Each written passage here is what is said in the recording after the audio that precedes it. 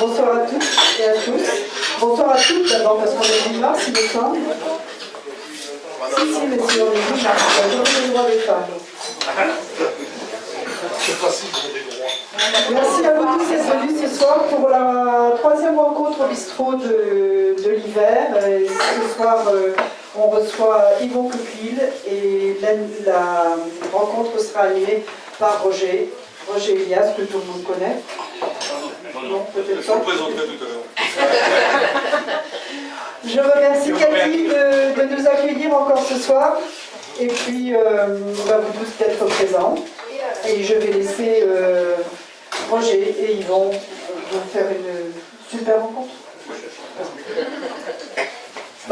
Merci Marie-Françoise et merci d'avoir invité Yvon pour l'une de ces rencontres du Gouélan, parce que c'est vrai que Yvon fait partie de la famille du Gouélan masqué, hein, et je pense que des meubles mobiles quand même, parce que effectivement depuis que l'IKEA s'est installé, voilà. En fait, Yvon a participé à plusieurs reprises déjà au festival, et le Gouélan masqué a été à l'origine de ses premiers succès, dans la mesure où en fait son premier roman, Black Power, avait reçu le prix. Ce qui nous permet d'ailleurs, je pense qu'on en reparlera, d'évoquer le président du jury, Jean-François Cadmer, qui avait fortement poussé à l'obtention de ce prix. Et d'ailleurs, à chaque fois que tu revenais au festival, par ordre alphabétique, Cadmer, Coquille, vous étiez en fait toujours associés. Et je pense que, sur Jean-François, tu partages, comme nous tous, une admiration incontestable. On peut peut-être commencer par là, parce que c'est important, l'accueil que Jean-François t'avait réservé lors du premier. Ouais. Donc ça c'est 2008, je crois. Ouais. 2008, donc quand on a le prix, il faut savoir, on a le droit de s'asseoir à côté de Jean-François Cadmer. Ouais, voilà. Donc on est assis à côté, puis on le regarde dédicacer, puis on est là, on se dit, ça va peut-être venir pour vous aussi un moment ou un autre, il y aura peut-être quelqu'un, quoi. Et donc l'intérêt c'est qu'il fait une fiche de lecture. Donc il avait lu mon premier roman, il me dit voilà, il y a des choses là. Et il avait trouvé à dire une chose que je trouve assez marrante, c'est que j'avais fait pour un premier roman, c'est toujours on se lance un peu dans les tranches, on ne sait pas où on va. Donc pour border un peu les choses, on essaye de faire des plans qui tiennent bien. Et le premier mot que Jean-François Cadmer m'a dit, quand il m'a lu, il m'a dit, t'as fait un squelette, on voit les côtes. Donc le deuxième, il va falloir apprendre à gommer les aspérités et que ça coule. Et je pense, c'est ce qu'il avait expliqué, c'est que ça venait surtout du fait que j'avais fait un plan trop strict. J'avais voulu dire, on ne devrait pas obéir à un plan, en fait, il faut se laisser porter, quoi. Et donc ce premier... alors j'avais été logé bizarrement aussi chez des gens qui faisaient pousser des cailloux. Un truc... c'est étonnant, ils doivent dépasser maintenant l'étage.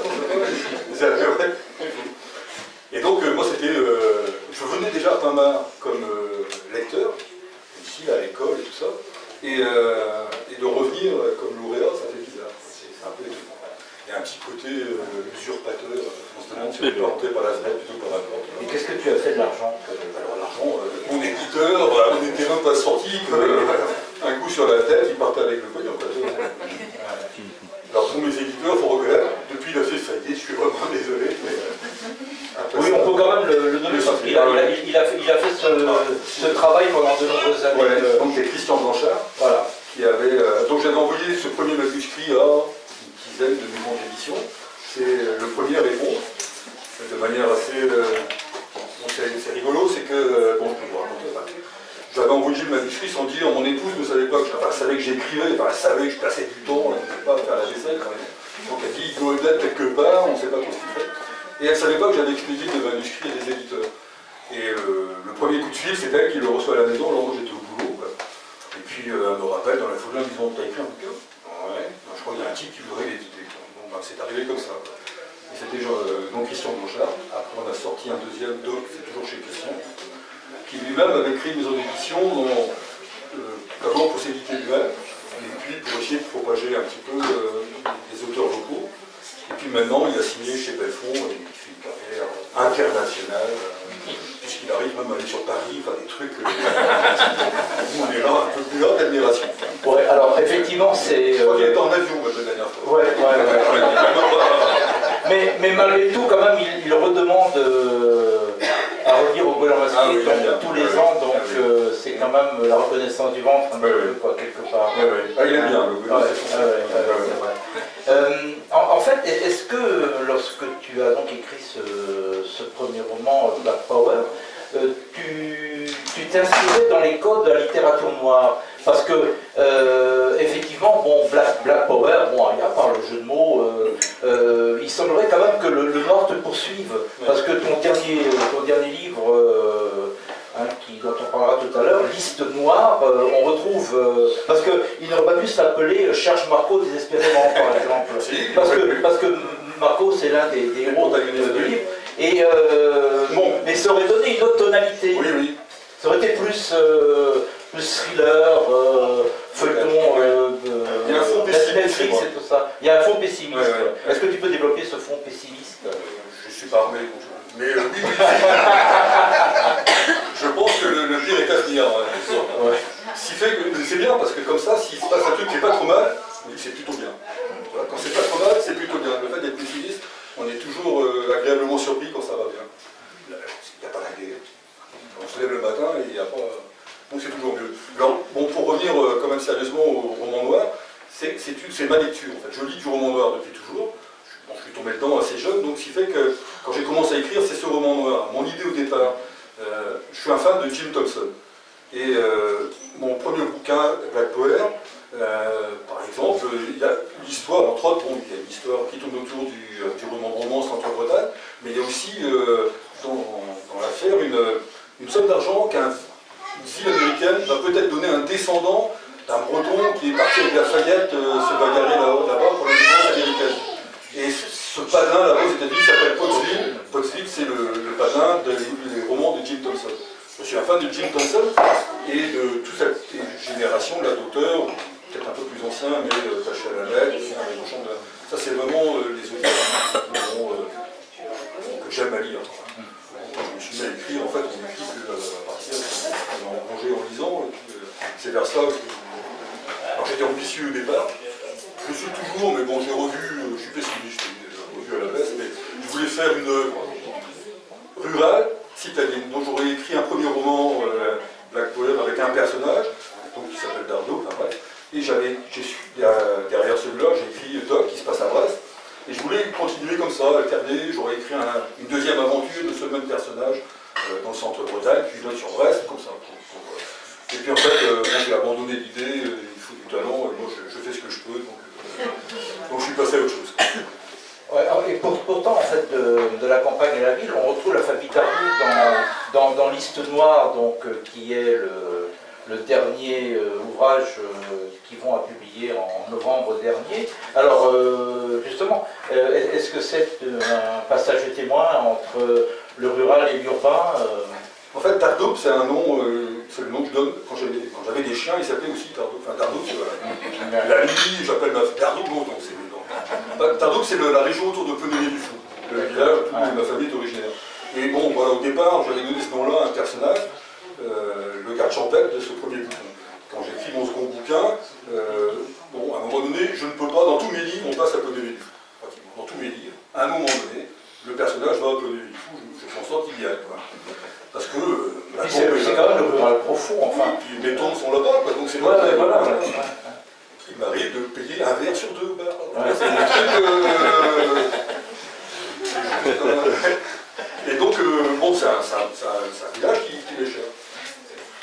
Et donc, alors, pour ceux qui ne connaissent pas Penonnet-du-Fou, on diront qu'en marche arrière. C'est-à-dire que, à Parmar, quand on arrive, il y a la mer, on s'arrête. À Penonnet, il n'y a pas la mer, donc on continue. Et quand on voit le panneau, on freine, mais on est déjà sorti. C'est bien, c'est un joli padelin. Et donc ça s'appelle le Brodardo pour breton, pour les raisons. Et donc je donne ce nom-là à mes personnages. Alors le second personnage, c'est un... Comme je connais rien non plus aux affaires policières, le premier c'est un garde champêtre, le second c'était un enquêteur d'assurance, voilà. Merci Michel. Il y a un qui suit, il n'y a que un qui suit. Il était au jury à l'époque. C'est vrai. pour le premier. Pour le premier, Oui, oui, Ouais, ouais. ouais. Oui, oui, et depuis Lombard. Et depuis- Sinon, on passe. On ne peut pas sur rien. Et après, le troisième bouquin, alors là, par contre, c'est un journaliste, mais parce qu'en fait, je connais rien aux procédures policières. Donc, écrire du roman policier purement et simple, enfin, du vrai roman policier avec une enquête et des choses comme ça, je ne saurais pas faire. Je serais ridicule, enfin, j'aurais pas le plus des enfers, enfin, ça ne sert pas à grand chose. Donc, je préfère, si enquête il y a, c'est plutôt quelqu'un qui est en dehors de la sphère vraiment policière. Alors, au Dardoub, après, c'est celle-ci qui s'appelle Dardoub aussi. Oui, ça va être dans Tu vois un peu, c'est dingue, il y a des choses. Il s'appelle Lucas Darboux. Mais ce que je disais, en fait, les noms dans mes bouquins, je change les noms de l'année moment en général. Donc alors j'écris pas vite, bon, celui-ci, ça a été le premier, peut-être 4-5 ans, le deuxième autant, enfin bref. Les nouvelles, je mets des brugées de nouvelles dans un coin, je mets des noms de gens que je connais. Peut-être un personnage qui s'appelle, quelqu'un je vais marquer Roger Elias. Je vais appeler comme ça le personnage, et quand le bouquin va sortir, je vais changer le nom. Voilà. Je vais l'appeler, je sais pas, Roger Elias. Mais on peut changer quand même. Quoi. Et parce que comme ça, je sais, en reprenant mon manuscrit ou bien le texte quelques semaines après, que ben voilà, c'est un personnage, il est comme ça, il a une moustache, je sais pas quoi, il a une casquette, voilà, même dans le caractère, on va changer de nom, on va pas prendre Roger Elias, on va prendre un autre caractère, qui serait un peu con, ben, je sais qu'il serait. Et comme ça, je reviens, quand j'ai terminé mon bouquin, je change le nom à ce moment-là, et puis voilà, ça part comme ça. Et quand je dois en parler, je ne sais plus quel nom j'ai donné. Qu'est-ce que c'était au dernier moment, j'ai changé. Et en général, c'est les mêmes, quoi, c'est les mêmes noms. Alors, donc, Liste Noire, hein, qui est le dernier, on appelle ça une novella. En Novella, fait. ouais. Alors, il y a eu auparavant, donc, publié par l'édition Sixto, un recueil d'une dizaine de nouvelles, Métal à mer. Et donc, comment s'est faite la relation entre les deux? Je pense que Métal à mer peut expliquer en grande partie Liste Noire, d'autant plus que la photo en première de couverture... Ça ressemble, on a l'impression que... Alors, il n'y a pas de lien entre les deux. Non. Non. Alors, bon, Métal à mer, tout est né de la volonté de Briac d'intégrer deux de mes nouvelles dans un de ses albums. Comme c'était les éditions Sixto qui éditaient cet album, Sixto a eu l'idée, après, comment dirais-je, de faire Métal à mer, de faire ce recueil-là de nouvelles. Ce sont les deux dernières d'ailleurs. Voilà, c'est ça, ouais. Et donc, Marc Villard, ici même, à Pamar, a acheté. Il a payé, a acheté le recueil. Et 6 mois plus tard, en novembre, à Lamballe, il l'avait lu et il me dit: est-ce que tu veux bien faire une novella pour juillet? Bon, donc je me suis lancé, quoi. Et donc c'est là que Liste Noire est née. Après que Marc Villard ait lu ce truc-là. Alors je savais, bon, je l'avais vu, il l'avait acheté, donc j'avais dédicacé, donc j'attendais la réponse, enfin pas la proposition, je ne savais pas qu'il me ferait une proposition, mais au moins il m'avait dit: je te dirai ce que j'en pense. Quoi. Et après tu commences à transpirer. Bon, la réponse, ça vient pas, tu transpires. Oui, parce que Marc Villard, bon, pour ceux qui ne le connaissent pas, c'est quand même le meilleur novelliste français et sa réputation donc, est absolument remarquable à juste titre. Et c'est vrai qu'avoir un directeur de collection comme Marc, ça donne une pression, supérieure. Alors bon, il est aimable, il a un labor un peu froid, mais en fait c'est quelqu'un qui a un œil, enfin qui est vraiment pointu. C'est la première fois parce qu'en fait, Marc Villard est cantonné pratiquement au cœur de Paris. Hein. Ouais. C'est les halles de Paris et il ne sort pratiquement jamais de là, sauf pour aller dans quelques festivals qu'il aime bien. Et la première fois qu'il est venu ici, il présentait un bouquin avec Jean-Bernard Pouy, ça s'appelait Ping Pong, paru chez Rivage. Et il s'étonnait en fait qu'à Pamar, il y ait un cinéma. Et quand on lui a dit qu'on avait même des films en VO sous-titrés, là, on a senti son visage se transformer. Donc voilà, il ne connaît pas beaucoup la province, sauf la région du sud. Alors, par rapport au cinéma, il a quand même été le scénariste de Neige, quoi. De Neige de Gilles Berthaud. Alors, quand on écrit comme ça une novella, à quoi s'attache-t-on d'abord? quoi, parce qu'il y a quand même un certain nombre d'exigences, on ne peut pas s'étendre sur tout. Est-ce qu'on s'attache d'abord à la description des personnages? Ou est-ce que l'intrigue... parce qu'ici, dans l'histoire noire, je dirais qu'il y a une double intrigue, bien sûr, il y a une intrigue sociale, et il y a une intrigue, je dirais, crapuleuse, si on peut l'appeler comme ça. Oui, c'est ça. Hein? Oui. Alors en fait, l'idée, quand il m'a demandé cette novella, d'abord il m'a précisé quand même, il voulait que ça reste dans le climat de ce que je sais faire, vaguement, enfin, les chantiers navals, des choses comme ça. Donc j'avais ça en tête quand même. Il fallait que ça tourne un peu autour des chantiers navals, qu'on parle du monde du travail. C'est l'une de mes... Enfin bon, si moi je ne fais pas, personne ne le fera, je veux dire, j'écris sur des ouvriers parce que je suis ouvrier, donc il n'y en a pas tant que ça, quoi. Donc systématiquement, les éditeurs ou les directeurs de collection, ils aiment bien que je reste dans ce milieu-là, que j'évoque ce milieu-là. Donc bon, l'idée c'était ça. Quand je lui ai dit à Marc, il a fallu que je lui donne quelques mots quand même, je lui ai dit, ben, là, mon intention, je lui dis, c'est de parler de ce milieu-là, de mon milieu, et une novella, bon, bah, c'est 90 pages, un truc comme ça. Je ne sais même pas si j'étais pas sûr de savoir le faire. Bon, il fallait pouvoir dire, je vais raconter une histoire, mais il faut que ça s'arrête à un moment. Donc, je ne suis pas très intelligent, mais je suis assez malin en fait. Et je lui ai dit, je me suis dit, je vais faire un renouveau. Et j'arrête quand je veux. J'arrêterai au moment où je serai au nombre de pages voulues. Et comme ça, je parle de chantier naval, bon, ben, je vais faire le tour des côtes françaises, on ira dans tous les ports de France, jusqu'à ce que j'arrive à mes 90 pages. Et donc c'était parti là-dessus. Ensuite, pour répondre vraiment à ta question, moi c'est le personnage qui décide. J'invente un personnage. En général, le personnage je l'invente, donc je pars de chez moi, je fais tout le boulevard Gambetta, je reviens par le petit chemin du Merle Blanc, je descends au port, je fais la digue, ça y est, le personnage est dans ma tête. Je reviens, je l'ai en tête, je sais à peu près. Donc ensuite, j'ai plus qu'à le suivre. C'est un peu lui qui décide. Il m'amène où il veut, à peu près. Pour les bouquins précédents, c'est un peu pareil aussi. Et mais il m'est arrivé d'avoir écrit vaguement la fin pour faire une chute. Et une fois que j'ai terminé mon manuscrit, je vérifie, c'est pas ça. J'étais parti ailleurs. Voilà. Donc c'est vraiment le personnage qui décide. D'ailleurs, tu remarqueras que tous les personnages, dans tous mes bouquins, se ressemblent vaguement. C'est à peu près... c'est un peu des losers, enfin c'est presque... Oui, alors justement, on va dire quelques mots quand même du personnage principal de ce roman, donc Lucas Cardou, je rappelle comment il s'appelle. Alors, est-ce que tu te rappelles comment... Est-ce que tu peux nous le présenter en... Comment c'est venu ce personnage-là?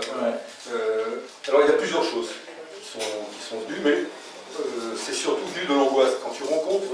alors je suis retraité, je sais que j'ai l'air un peu jeune comme ça, mais je suis retraité. Je descends régulièrement dans une association ouvrière au port de commerce avec des retraités, qui s'appelle la Caisse. Ils ne vont pas d'un autre bouquin. Et on est là en train de papoter, c'est là qu'est né mon bouquin, Dernier train pour Bressan, où je parle des travailleurs avec les Bulgares. C'est là que c'est né. Et là, c'était l'angoisse parce qu'il y avait chez Damen, une entreprise sur le port, il y avait des diminutions d'effectifs dans l'air si, alors je ne sais plus quel bateau devait rentrer en carénage. Donc ça, c'est la réparation de tout ça. Et donc, ça tourne dans ma tête, j'avais ce personnage, je ne sais pas si on balançait comme ça, qu'est-ce qui serait le plus... Qu'est-ce qui amènerait le plus de suspense que ça? Il y a une liste, on attend que cette liste sorte avec le nom des mecs qu'on doit virer. Moi j'ai jamais perdu mon emploi, mais j'imagine, j'ai vu des copains dans les boîtes privées, c'est terrible, quoi. On sait qu'il va y avoir une suppression d'emploi, et on attend. Et là on met feu dans la boutique, dans des caisses, et puis on attend, quoi. Puis on est devant un bras zéro, et puis on attend, quoi. Puis il se passe des jours et des jours, on attend, le tribunal décide, on attend, ils sont peur en discuter, on angoisse des gars, rentrer chez lui le soir, ça doit être, c'est quelque chose de terrible, quoi. Et donc je me suis dit, je vais partir là-dessus, sur cette histoire-là, de soudeur qui attend que la liste de diminution des effectifs tombe. Et lui, il ne peut pas se permettre de perdre son emploi parce qu'il a des dettes, il a son père qu'on n'est pas, il y a des choses comme ça qu'il faut devant.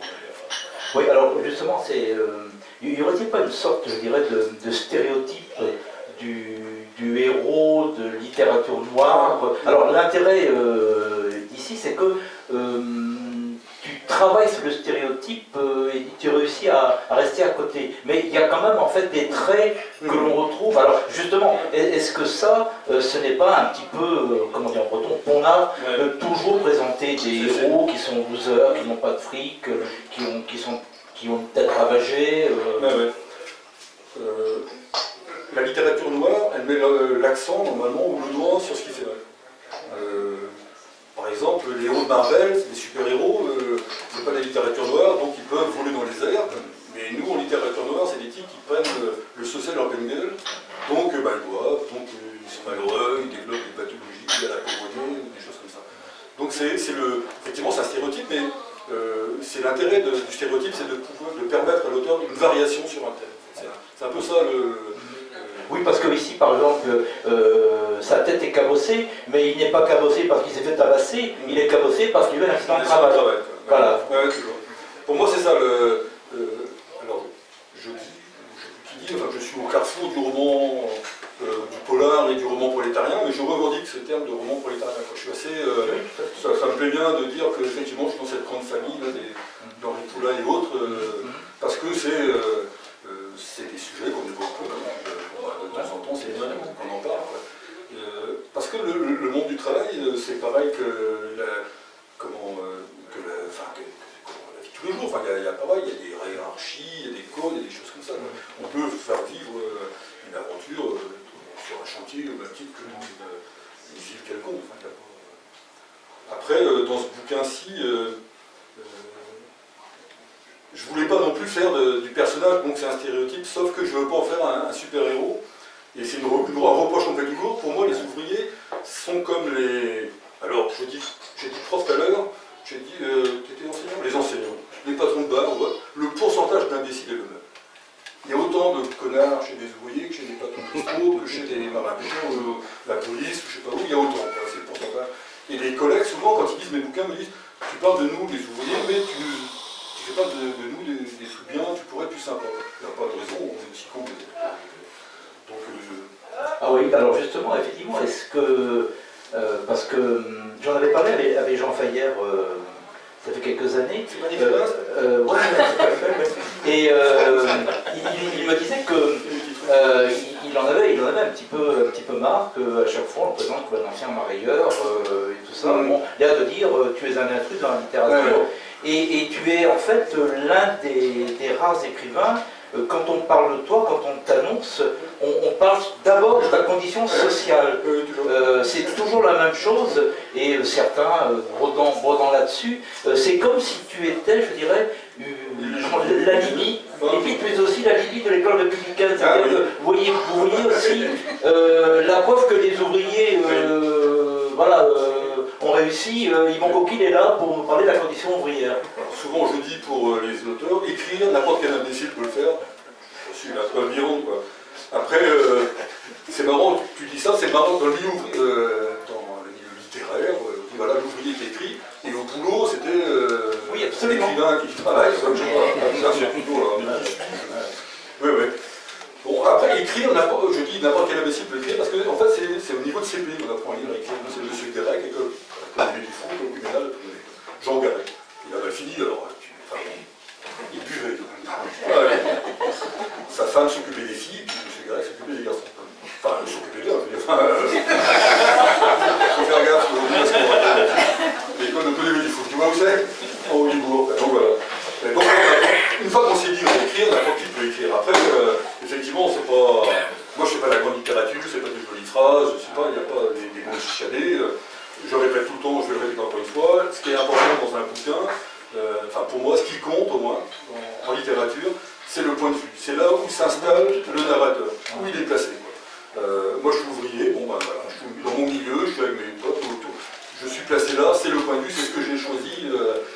C'est là que j'ai choisi de me placer. C'est vrai qu'on, de toute façon, on est dans la fiction, donc on est dans la réalité, mais je reviens à cette responsabilité particulière. Notamment, on parle des syndicats, parce que bon, il y aura des licenciements possibles, donc le syndicat défend les ouvriers, et en fait, dans la fiction, reste cette idée que les syndicats ne servent à rien. Est-ce qu'on joue retrouve pas un peu avec le feu dans notre société libérale où effectivement le syndicalisme devient objet de moquerie pour beaucoup. Est-ce qu'il n'y a pas de responsabilité de l'écrivain quand même par rapport à ça, quoi? Aucune. En fait, si j'étais auteur syndicaliste, par exemple, si je devais faire l'apologie du syndicalisme, c'est pas mon cas. Donc j'écris des histoires. Alors après, j'ai été moi-même délégué syndical. Alors comment dire, Brest, l'arsenal de Brest, le syndicalisme, c'est assez bizarre. On arrive à un syndicalisme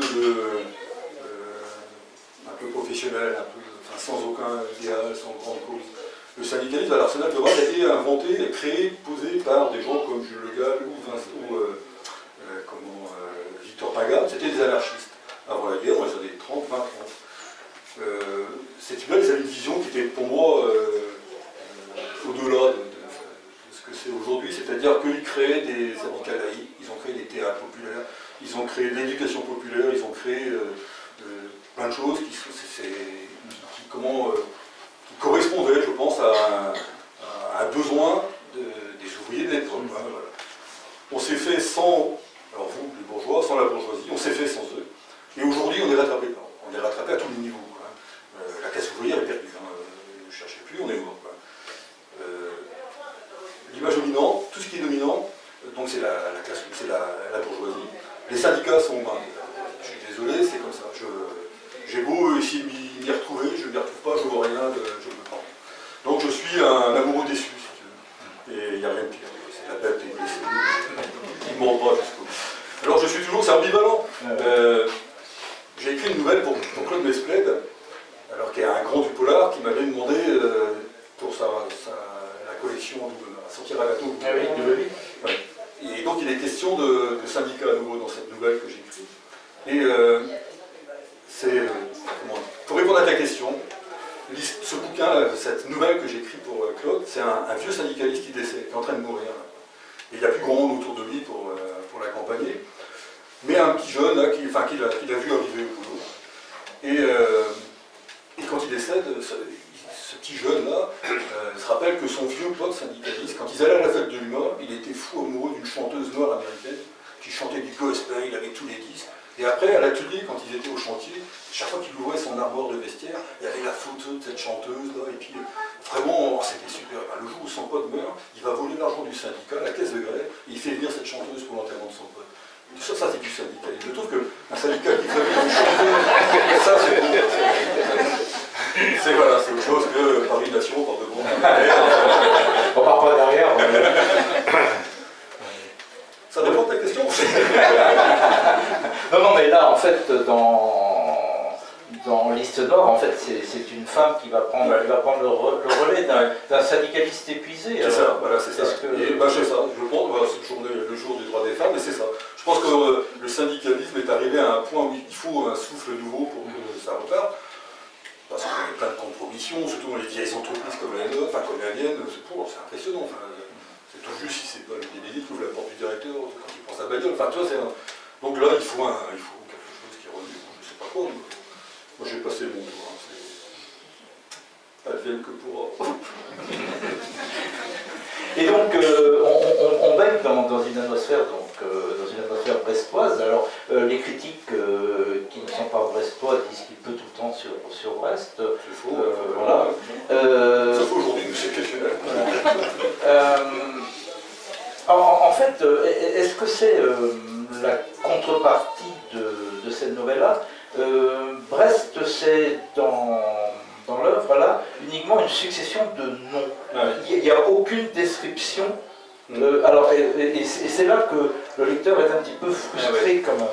Vraiment, c'est l'impression autant les personnages ont un sens, sont développés, autant Brest, ce sont des noms qui se succèdent. Et qui n'a pas Marc aurait peut-être dû mettre un plan de Brest, qui n'a pas la géographie urbaine brestoise dans la tête. Ouais, c'est pas faux que ça se passe. En fait, le quartier est inventé. Oui, c'est un peu en haut Jaurès là. C'est ça, c'est chez voilà. En fait, moi j'ai passé toute mon enfance, mon âge adulte, entre Pontaille et la place de Strasbourg. Pour mon quartier général, c'était chez Tante Jeanne, tu vois où c'est. En bas, tu connais les bistrots à Brest quand même. Il n'y a pas commencé à mentir. Jeanne, et puis... Enfin, c'est plutôt mon beau-père que je me connaissais en tant qu'ouvrier à l'Arsenal, donc voilà. La Grande Rivière. Ah oui, bon, c'est l'autre bout là-bas. L'auberge de la Grande Rivière. Voilà.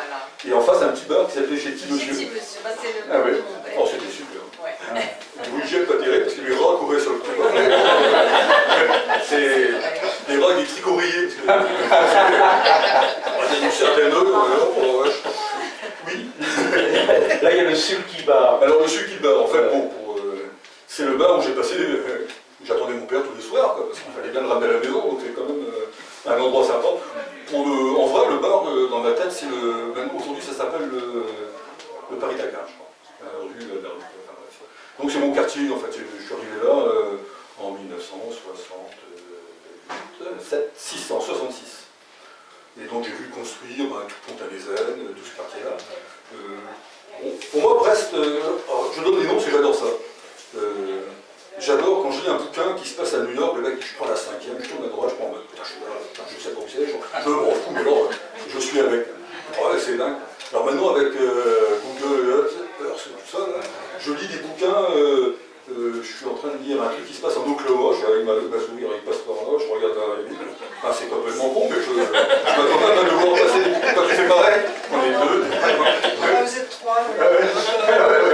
Oui, c'est marrant. De mec, hein. Ah oui, peut-être. Donc, et Brest, pour C'est moi, un peu le concept Bargain, ça aussi. La littérature. On va peut-être faire maison, je sais pas. Non, mais oui. je le dis, voilà, Oui, bien sûr. c'est le concept Bargain. Ouais. Alors, oui, si on veut. Alors, sauf que la ville, si tu veux, je lui fais pas de cadeau. Enfin, j'espère au moins que je lui fais pas de cadeau. Je sais pas, bon, dans celui-ci, je parle un peu de la ville, pas tant que ça. Non. Il y a des quartiers comme Quata. Ouais, Quata. Après, c'est une ville bizarre, donc je le dis tout à l'heure, mais c'est une ville. Alors on dit dans l'inconscient collectif, tout le monde dit que Brest c'est une ville ouvrière. La moitié de la population travaille à l'armée, donc c'est une ville militaire aussi. Ah non, c'est plutôt ouvrier ou militaire, on ne sait pas trop. Le Merle Blanc dont tu parlais, Ouais. c'est super comme quartier. Ouais, c'est joli, hein, c'est un quartier sympa. Quoi. Alors faut pas être bourré, parce que ici c'est ça. Et pourtant, on a choisi de mettre le foyer du port juste en bas de cette ville-là. Donc c'est là où tu as des mecs avec 4 grammes, et ben, ils ont ça après. C'est quand même. Ça n'a pas été pensé non plus. Quoi. On a mis un téléphérique, d'abord c'est plat, et puis là, t'es le pont. On prend les risques. Mais peut-être parce que le maire lui-même. Oui. Enfin, non, je sais pas. Je sais pas. On n'a rien à dire du maire. Non. Ah ouais. Mais c'est une ville intéressante quand même. C'est-à-dire que, bon, par exemple, elle a été détruite effectivement pendant la guerre, donc c'est une ville. Gérard a un beau mot dit, c'est une ville palimpseste. C'est une ville qui a été détruite sur quelque chose d'effacé, quoi, comme un tableau qu'on aurait repeint par-dessus autre chose. Quoi. Et on a accumulé en fait les décombres. Il y a des galeries où on peut aller un petit peu, hein, certains endroits.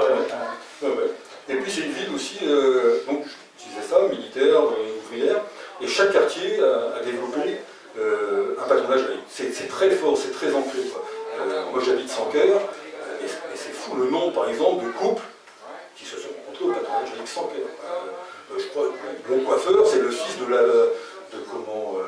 un mec qui joue au basket à Sanquer, et puis son père était surnommé la puce et machin. Tout le monde est passé par le patron. Par le PL Sanquer. Ouais, le PL Sanquer. Et ceux qui ne sont pas passés par le PL, on ne les connaît pas. Ils peuvent habiter en face. C'est des militaires, ils habitent tout à Gambita, ou il y a un terme, ils appellent ça aussi le triangle d'or. Un truc, c'est le quartier chic autour de la. Ouais, c'est ça, ouais. Bon. On les connaît peu, les militaires n'ayant pas le droit de faire de la politique, on ne les voit pas dans les instances politiques, ils ne sont pas à la mairie, donc l'américain où était quoi. À l'époque où l'Arsenal avait encore une petite valeur, où il y avait du monde, le maire sortait des rangs, enfin toujours, le blé notamment. Aujourd'hui tout ça se perd, quoi. On est en train de ressembler à tous les autres. Oui, c'est une ville qui est en train de changer, oui, comme tu dis, comme tous les autres.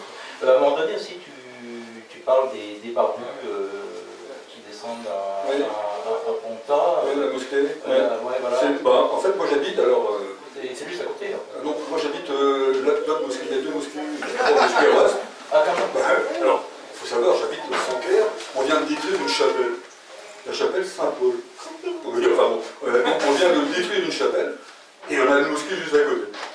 Et donc, chez moi, tous les vendredis, c'est plutôt vers la mosquée que les gens vont.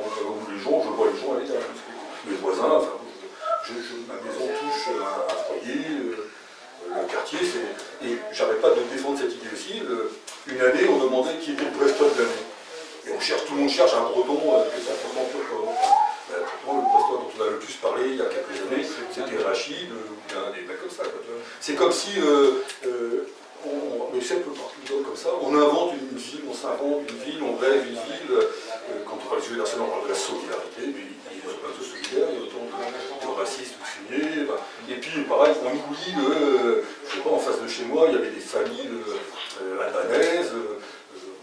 Mon petit voisin, c'était un Tchétchène, enfin c'est quand même... voilà, quand on dit Brest, on pense rarement à la Tchétchénie. Et pourtant, j'en sais pas mal sur... Ouais, tu en parles effectivement dans le public qui assiste à un match de foot à Ménespol, de cette population... Oui, et puis, alors, un endroit, je dis pour ça ici, je suis tous Brest, mais il y a un endroit où il faut aller, c'est sur la digue, la Pérouse, là encore, l'été, quand il y a le maquereau ou comme ça qui rentre en bas. Là, on a tout le monde qui va pêcher. Tout le monde va pêcher, il n'y a pas besoin de permis de pêche, il n'y a même pas besoin de canne à pêche, il suffit d'un fil. Et il y a toutes les nationalités, toutes les ethnies, enfin tout le monde est là, ça crie, c'est rigolo, les femmes mahoraises qui font tourner leur truc, enfin, c'est marrant comme tout, c'est vraiment une ville, c'est une ville intéressante. Est-ce que vous auriez des questions Du mal à dire.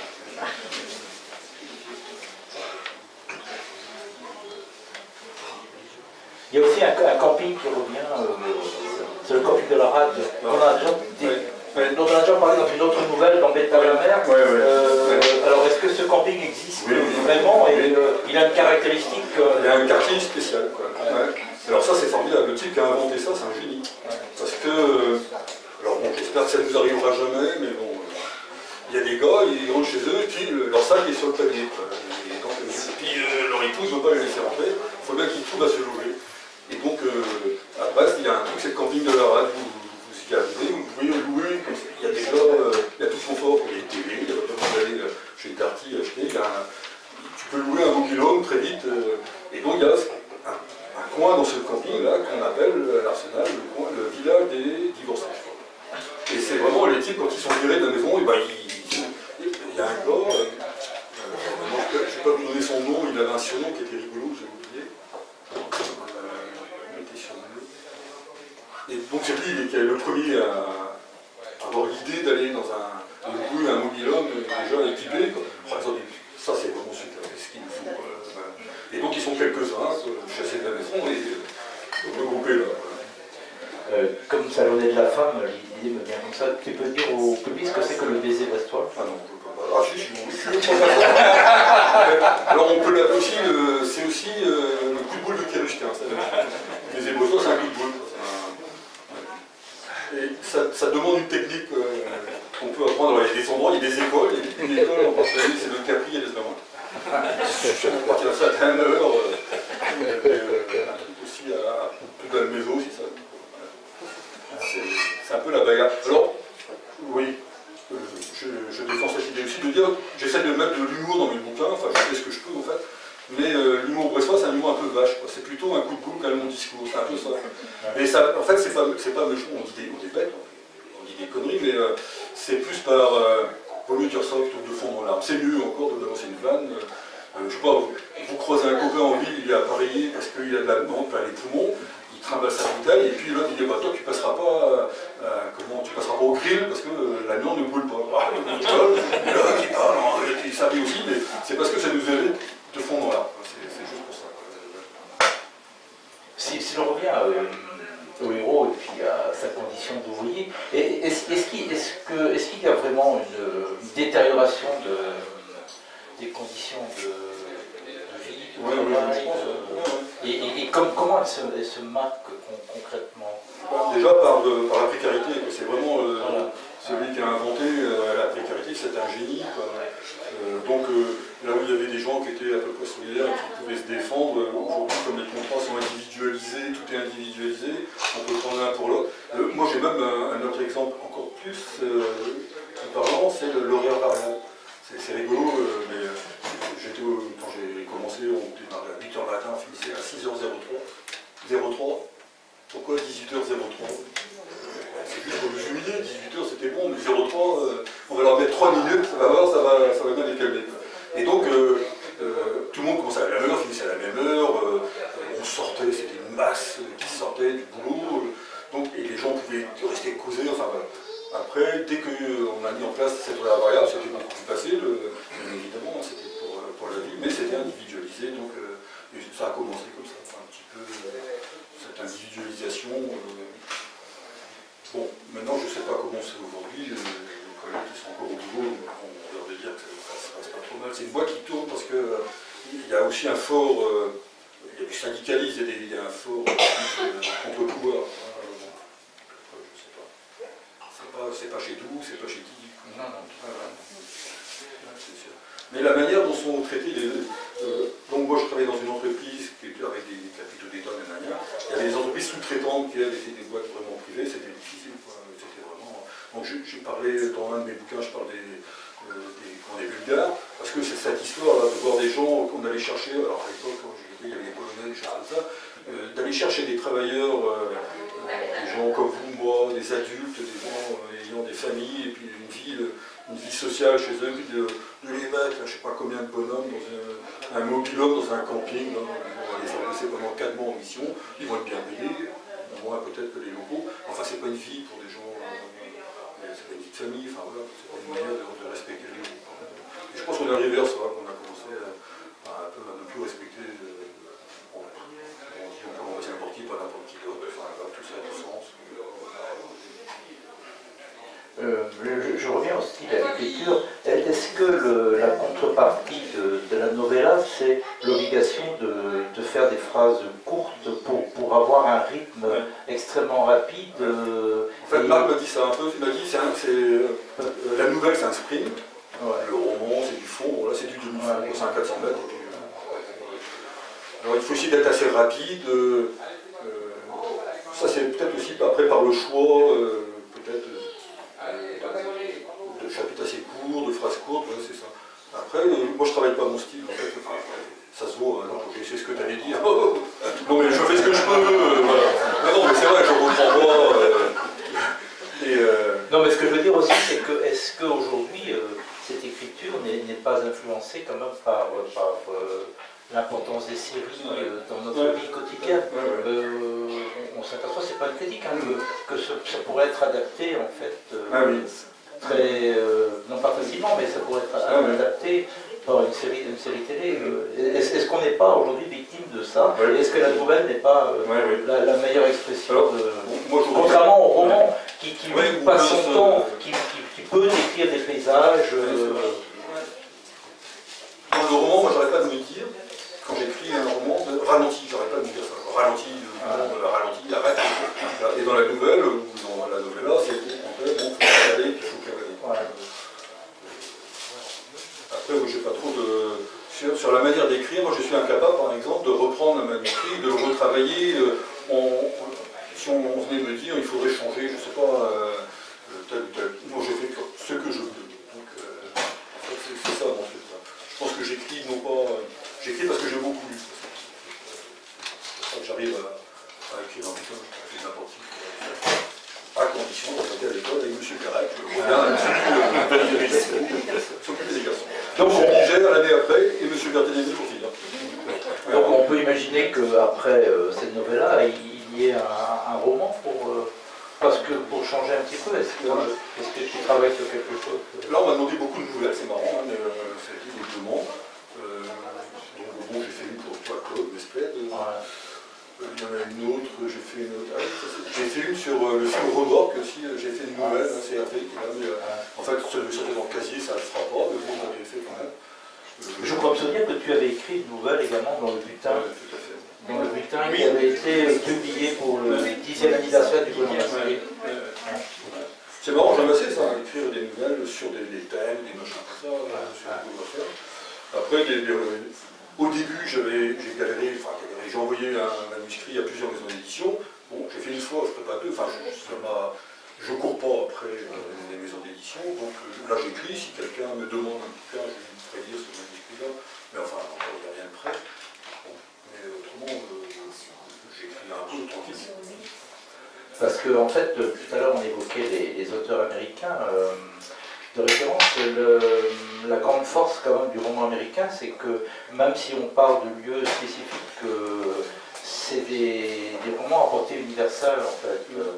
Oui. Oui, c'est ça, moi j'espère que c'est un peu ça que j'essaie. Oui. Enfin, de toute façon, tout ce qui est humain est universel. Oui, absolument. Vraiment, D'où l'importance des personnages. Ouais, ouais. Et je pense aussi que le roman américain, par rapport au roman, le littérature blanche, c'est la place que s'assigne l'auteur. Où il va s'installer pour raconter son histoire, où il va se mettre. Quoi. Bon, je cite toujours la même chose, enfin, on a des auteurs, ils se mettent un peu au-dessus de vous, là. Et puis, quand vous le lisez, vous avez l'impression d'être... Bon, ils sont un peu au-dessus de nous. Quoi. Ils disent des choses intéressantes, mais ils sont un peu au-dessus du commun des mortels. Et il y a d'autres auteurs, on sent bien, ils sont avec leurs personnages, ils sont dans le milieu social qu'ils évoquent, ils sont avec dans les emmerdes, ben, ils savent de quoi ils parlent, ils sont là-dedans. Enfin. Et moi j'aime ces auteurs, et ces auteurs, les auteurs américains qu'on cite souvent, mais bon, je donne toujours le même nom, mais c'est Daniel Boudrel, ou Boudrel, on a plein d'autres qui sont dans cette lignée-là, ou en France, on parlait de Louis Guillou, voilà, c'est des auteurs. Pour ceux qui ne connaissent pas cette revue, c'est la revue 813. 813 est une association qui est partenaire du Goéland Masqué. Et dans ce numéro qui date de l'hiver 2016, la présidente de 813 disait effectivement à juste titre tout le bien qu'elle pensait de ce recueil métal amer. Et justement, en fait, elle disait que eh bien, les romanciers américains étaient dans les mêmes perspectives. Donc, vous pouvez vous abonner à 813, qui est une excellente revue. Et ça, c'est quand même une reconnaissance nationale. Donc, ça montre. Non, mais si, Oui, bien sûr. c'est vrai. C'est ma vie de dire, hein, pas marre, j'ai pas de talent, je suis d'accord comme vous. Mais en réalité, c'est pas ça non plus. Il ne faut pas que le public s'en aille avec cette idée-là. Quoi. Parce que, en fait, alors, pour avoir lu pratiquement tous les livres de la série, c'est vraiment l'un des meilleurs. On a bien fait de venir. Voilà. Voilà, bah écoutez, j'ai plus qu'à remercier Cathy de nous accueillir. Je remercie d'avoir passé l'après-midi avec nous. Remercier Marie-Françoise et le Goéland Masqué qui t'ont invité. Et